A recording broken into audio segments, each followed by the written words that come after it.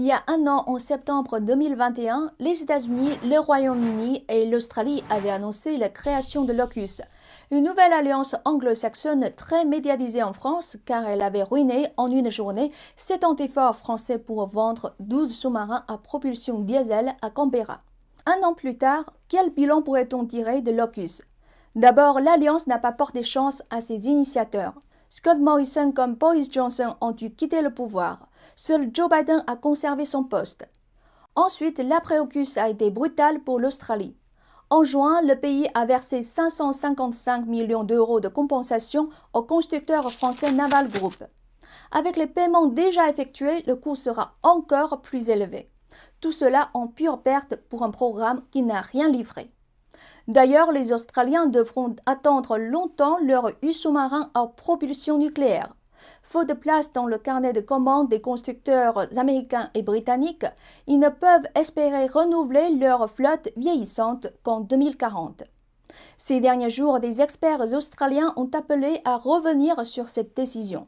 Sur la chaîne locale ABC, Marianne Ransom, professeure associée de relations internationales à l'Université du Queensland, a demandé aux autorités de réfléchir à deux fois à la question des sous-marins nucléaires. L'ancien diplomate australien Bruce Ragg a qualifié l'alliance d'arnaque. Il a déclaré dans un article que l'achat australien des sous-marins nucléaires n'était qu'un écran de fumée pour cacher la vraie intention des États-Unis de baser leurs sous-marins nucléaires en Australie.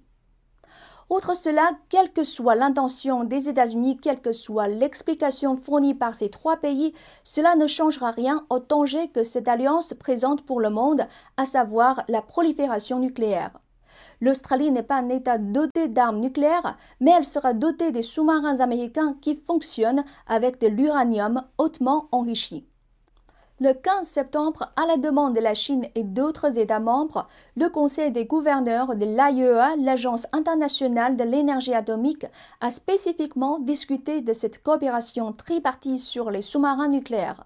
Wang Qun, représentant permanent de la Chine à la mission permanente auprès de l'ONU à Vienne, a critiqué les actions de l'AUKUS auprès de l'AIEA. Si les trois pays sont autorisés à continuer d'envoyer des rapports à l'agence prétendant qu'ils racontent les détails de la coopération sur les sous-marins nucléaires, s'ils continuent à kidnapper le secrétariat en camouflant la prolifération nucléaire ou en faisant un cheval de Troie, les intérêts communs du secrétariat de l'agence, de tous les États membres et de la communauté internationale seront gravement lésés. Pour cette raison, leurs actes doivent cesser immédiatement. On voit clairement ici le double standard de ces trois pays anglo-saxons sur la question du nucléaire et leur intention maligne de manipuler l'organisation internationale. Des internautes n'ont pas hésité à laisser des commentaires comme ceci. La Chine et la Russie peuvent-elles créer des alliances avec Cuba et l'Iran, puis leur transférer la technologie nucléaire? La réponse à cette question s'applique également dans le cas de l'AUKUS. La paix dans le monde ne doit pas être menacée au nom des intérêts d'une puissance voulant dicter ses règles au reste du monde. En effet, ce n'est pas la première alliance initiée par les États-Unis dans la région Indo-Pacifique. Avant l'AUKUS, il y a eu le Quad et l'IPEF, sans oublier que les États-Unis figurent aussi à la tête des Five Eyes et de l'OTAN.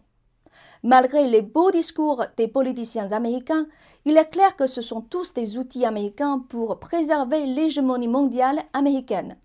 Des pays alliés en ont fait les frais. La France a reçu un coup dans le dos de la part de l'Australie et Joe Biden se comporte comme Donald Trump. C'est ce qu'avait déclaré le chef de la diplomatie française, Jean-Yves Le Drian, après l'annulation soudaine du contrat des sous-marins français. En 2013, l'ancien agent de la CIA et consultant de la NSA, Edward Snowden, avait révélé le plan américain de surveillance mondiale. Même les téléphones portables des dirigeants des pays alliés n'étaient pas épargnés. Auparavant, en septembre 1985, les États-Unis avaient arraché à leurs partenaires européens et japonais réunis à l'hôtel Plaza de New York un accord de rééquilibrage des parités. En clair, une forte dépréciation du dollar. S'ensuivit une réévaluation massive du yen. Une victoire de Washington mais aux dépens du Japon qui s'est enlisé dans la décennie perdue. L'ancien secrétaire d'État américain Henry Kissinger avait averti très tôt le monde: être un ennemi des États-Unis est dangereux, mais être un ami est fatal. Il avait amplement raison. Une véritable alliance ne peut être ni une soumission, ni une allégeance, ni une vassalisation. Tout pays digne de son nom doit dire non à ce genre d'alliance de l'Amérique d'abord.